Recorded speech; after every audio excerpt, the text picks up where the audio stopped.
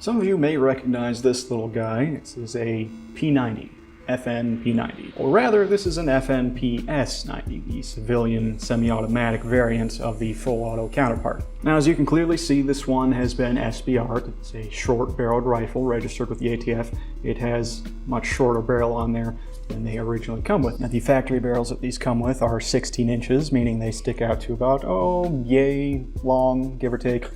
They're long and goofy and just pencil barrels and ridiculous, and no one should ever have one of those. Yes, indeed, this is the basically ideal configuration for the PS90, with its short barrel fitting to the original specs of the weapon, the P90. But see, therein lies the problem. That is an NFA violation, unless, of course, you go through all the proper channels, which takes a lot of time and money and hassle, mostly hassle.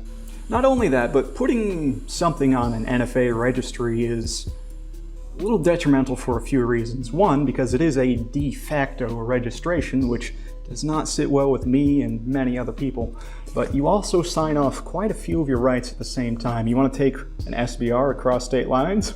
Well, too bad. You better get daddy's permission first and wait up to a month to hear back from that before you even think about crossing any state lines with this. You want to sell one of these? Well, it's not impossible, but good luck. Maybe you don't like having your personal information engraved directly onto the gun. Well, too bad, you gotta do it. So yes, NFA items are indeed one of the most highly regulated items in the entire United States. The unfortunate reality, though, is that if you want one of these weapons in its proper configuration, SBRing is your de facto only way to go about it.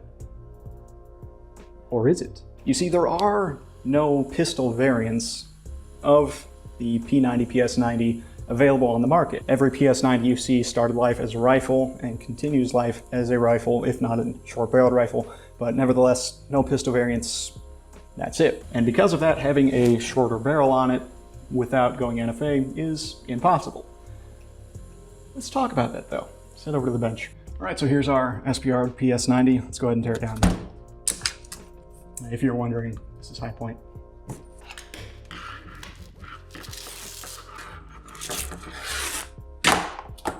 All right, let's take the magazine out. This is about $500 right now. It's fully topped off with 50 rounds of 5.7. Nice thing about these PS90s, that's basically it for your disassembly. That's basically it. Got your bolt in here, which sometimes you have to put a little persuasion. And you have the butt plate, it comes up, and we have a trigger pack right in the back, a little lever right here, here you, and there's your trigger pack right there. So then apart from taking the barrel out, which unless you've cut the blind pin out of the original barrel, it's relatively straightforward, but we're not going to do that. All right, so here's the question. What of this is the gun, the receiver, the firearm, the actual registered part? You would think it would be this. This is kind of the equivalent to an AR-15 lower receiver, but no, this is just a plastic polymer shell that doesn't really do anything other than have a linkage from the trigger to the trigger pack. The actual registered part is this little guy right here. So this is the actual serialized part, the receiver. You've got your model number, caliber, and serial number, but don't worry about that part. And as this is the technical firearm part, the receiver itself, this is a rifle. This piece right here is and always will be a rifle. So this can't be a pistol. Here's the interesting part though. They make aftermarket receivers that come without a buttstock, meaning that they're not rifles and are just a receiver. It's basically the same as buying a stripped AR-15 lower.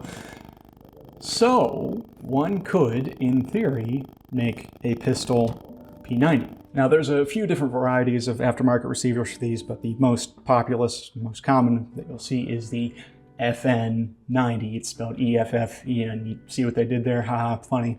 But the FN90. So I don't have one myself because they're kind of pricey, but just for sake of argument, let's say this guy right here was an FN90. Aftermarket receiver with without the top kind of carry handle style, rather than the smaller section right up there for the Picatinny rail. Say that's what this one is.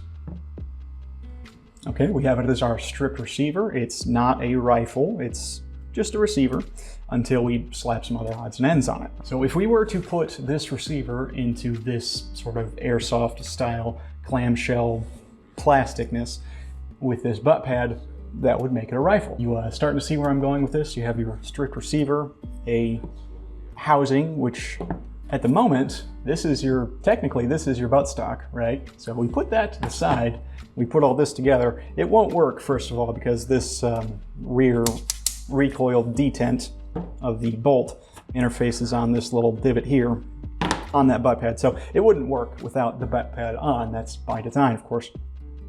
But if we slapped all this together, let's go ahead and do that. Pop that back in there. Put our trigger pack back in. Take our barreled receiver, drop it in there. Is this a rifle? Well, technically it would be missing the butt pad, and constructive intent aside, this would technically, and I'm no lawyer, I'm not going to argue this in court, but technically this would just be a firearm. So then here's where it starts to get a little interesting. Obviously at this point, 2021, halfway through it, everybody's familiar with pistol braces, right? They're not new, they've been around for quite a few years now.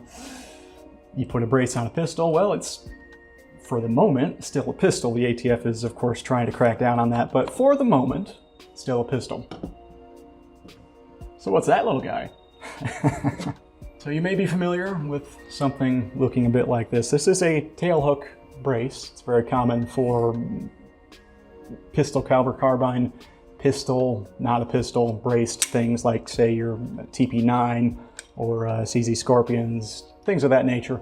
Basically, it's a more or less drop-in replacement part for a butt pad. And what it's mounted to underneath here is basically more or less a one-for-one replica of a butt pad, but you'll notice it has a little AR-15-esque buffer tube mounting point for the tailhook brace.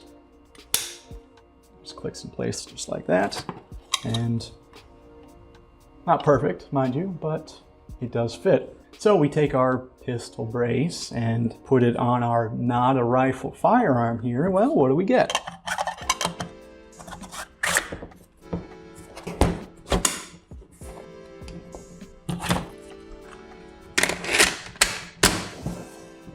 What is this? Legally speaking, what is this? Well, it doesn't have a butt plate on it. And again, we're pretending that this is an FN90 receiver, which has never had a stock attached, which would make this legally what? A pistol, ostensibly. You'll notice the actual butt plate part of the butt plate is missing on our replacement here, which is kind of the whole idea, right? Since it doesn't want to be counted as a buttstock, you have your tailhook brace, which slides right in there like that. And yeah, it actually is fairly comfortable one-handed in that fashion. You can swap that to either side if you're a disgusting left-handed mutant like me. All you gotta do is flip it around and it can go any which way you want, but it's set up for right-handed use as of right now, just because it looks a little bit better. In theory, in practice, in principle, maybe would allow you to have the short-barreled rifle in this whole system without going the NFA route. Now, the question is, of course, is this whole setup arrangement here kosher? Well, according to some other guns that have gotten the legal green light go ahead using kind of the same system, yes. But I'm not a lawyer and I'm not taking this one to court. I'm not risking it myself. Like I said, this one is an actual registered SBR, so I don't need to worry about that. But if you yourself were so inclined to try this whole setup, the STL files for this little part here, which is 3D printed, of course, are available up on Thingiverse. So if you want to do that, hey, good luck and Godspeed. So having said all that, let's talk about some of the more nitty-gritty legal details here at play. Is this a vertical foregrip, which would disqualify this from being a pistol? Would make it an AOW technically, since this whole arrangement is under 26 inches in overall length. Does this look vertical to you? It doesn't to me. Again, that's kind of a legal gray area. You're more than welcome to futz around with that if you want, but it could be argued that no, that is or isn't a vertical foregrip. The length of pull for any braced pistol has to be under 13.5 inches, legally speaking. Now, I don't know if that's still something that they're trying to enforce.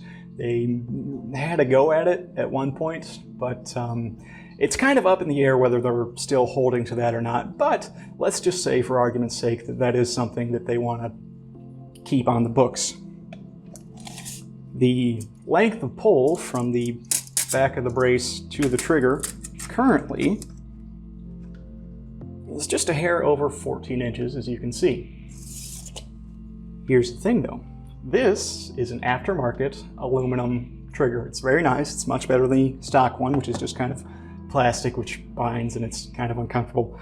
Here's the thing, if you were to chop out this forward section right here, you'll notice there's just kind of a void right there. It's just a cavity. So if you were to remove that forward section and have this very rear section right here as your trigger surface, your new one anyway, which by the way you can very much so use. It's a little tight in there, but you can definitely get to it without much problem. That clocks in at about, oh, look at that. 13 and, what is that, 3/8, give or take? Just a hair under 13.5. So if that was something you were worried about, just buzz this forward section off and you'll have another trigger surface right here that's within your legal tolerances. Easy peasy. Now let's talk about the elephant in the room real quick. These are not cheap. I think the base model PS90 is going for somewhere in the vicinity of $1,500 to $1,600 right now, which is outrageous. These should not be a cent over about $1,200, but not my call. Anyway, that's very expensive. The FN receiver is several $100s on top of that, and it would be very expensive to put one of these, in theory, in principle, guns together as a pistol. You're talking over $2,000, maybe pushing $3,000, depending on what you want to do with it, such as replacing the trigger or what have you. So, very expensive. Is that worth it? Rather than just going the SBR route, which is $200, and then you're basically done after replacing the barrel, which again you would have to do for the pistol anyway, which is pretty expensive in and of itself, several hundred. So, point is it worth doing? Well, that's up to you, isn't it? So, you guys tell me what you think of this whole arrangement. Is something like this even legal, technically, or, well, I guess, would the ATF accept something like this? Because it is up to their discretion, isn't it? But let me know, is something like this legal? Is it even worth doing or worth humoring whatsoever? Or is it just kind of an idle thought that is just kind of a proof of concept, right? Is it an idea's gun rather than something that you would actually pursue? I don't know. You guys tell me. What do you think? Now, before you all ask, because I know you're going to, hey, where you been? Why haven't you been making videos? Did you die? What's going on? Where's the KS23? Hold on for a sec there, Chief. So this is it. This is where it's currently at. It's all nice and cut down. I have the stock removed, but that just pops right in and out. So don't worry about that. I have a few more tests to do with the shells and the loads and whatnot. Getting them just right where they need to be. Get in there, you. But yeah, otherwise, it's basically done, apart from getting the loads where they need to be. I know I have been absent for quite some time. Quite some time. I'm sorry about that, but I got sick, like real deathly ill for several months there. Almost died. I lost like 20-something pounds. I'm back up about halfway to where I was before. But the point is, it was a real nasty, rough time, and I almost didn't make it. But hey, I'm here now. The doctors couldn't figure it out. Something with my liver or kidneys, maybe. Don't know, but all the tests came back negative. So they didn't have any idea. I didn't have any idea. So yeah, I'm better now. Maybe, possibly, ostensibly.